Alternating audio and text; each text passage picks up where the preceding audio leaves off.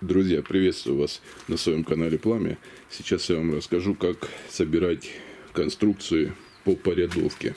Значит, первое, что делают люди, начинают, распечатали порядовку и собирают по рядам. Значит, что это происходит, как раскладывают на сухую первый ряд, выложили облицовку, забутовку, второй ряд, и вот так, как швейная машинка или как текстильный станок, да, по рядам собирают конструкцию. Я рекомендую вам собирать в два этапа. Сначала вы собираете облицовку по порядовке. Если у вас задняя стена уже готова, вы пришли, у вас стенка есть, то вам из порядовки заднюю стену уже не надо будет собирать. Вам достаточно будет просто пришиваться. Значит, засверливаете каждый ряд, можно через два ряда засверливаете и шестеркой или восьмеркой куски арматуры забиваете. И таким образом вы пришьете мангал к несущей стене существующей. Значит, в дровник разворачиваем облицовкой, чтобы у нас дровник весь из облицовочного кирпича был. Значит, ребята, теперь, когда вы собрали облицовку по порядовке, устанавливайте топочные дверцы. Значит, следующим этапом вы начинаете закладывать внутри. Также начинаете с первого ряда, то есть открываете первый ряд опять по рядовке, смотрите, как там кирпичи лежат, и укладываете их.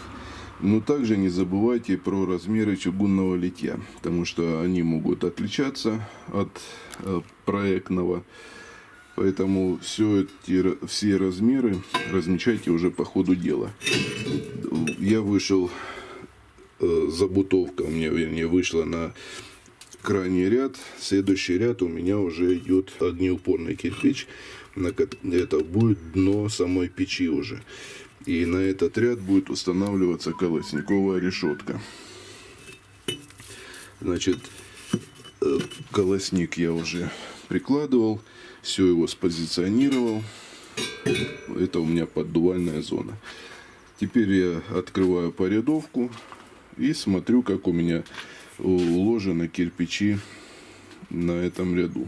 Ну, ребята, у меня порядовку открывать не надо, она у меня вся в голове прошита.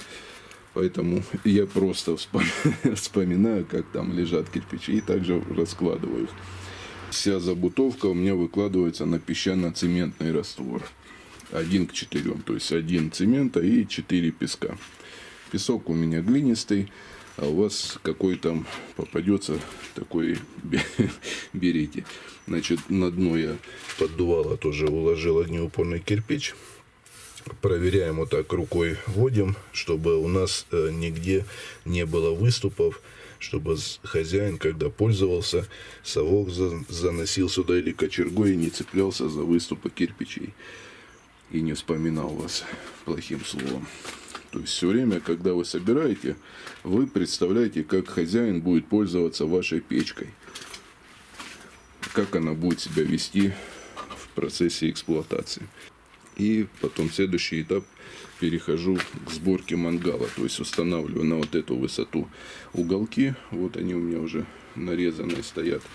Здесь у меня будет подключаться нержавеющей трубой печь под казан с мангалом. Ну, это уже в следующем ролике.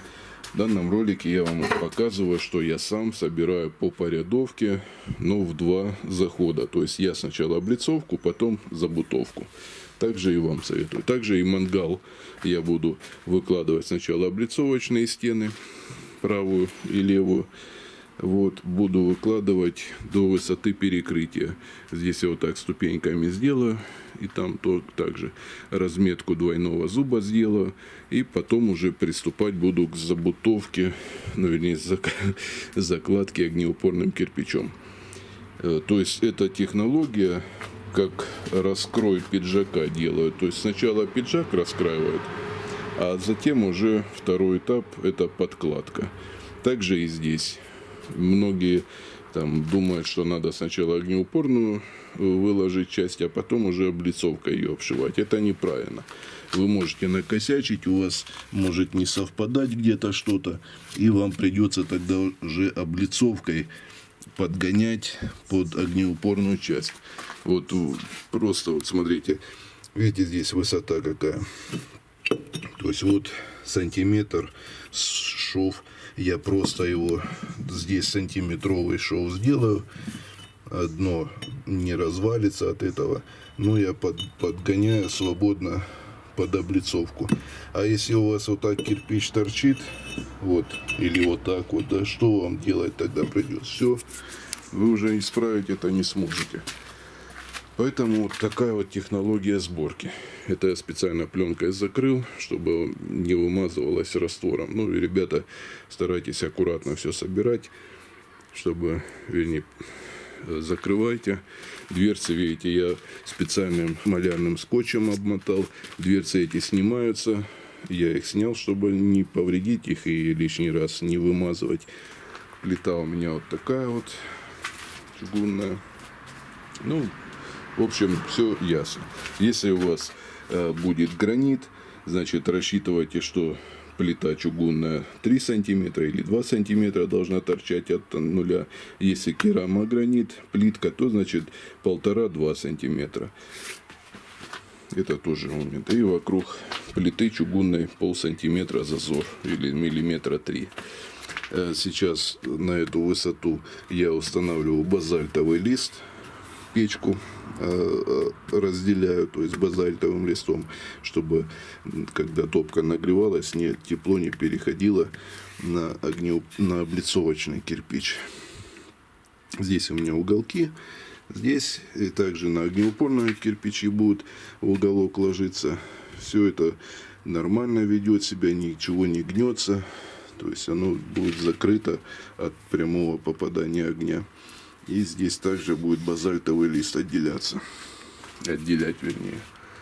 Ну, это уже технология по сборке видеоролики. Ну, вот, в принципе, я думаю, доступно я объяснил.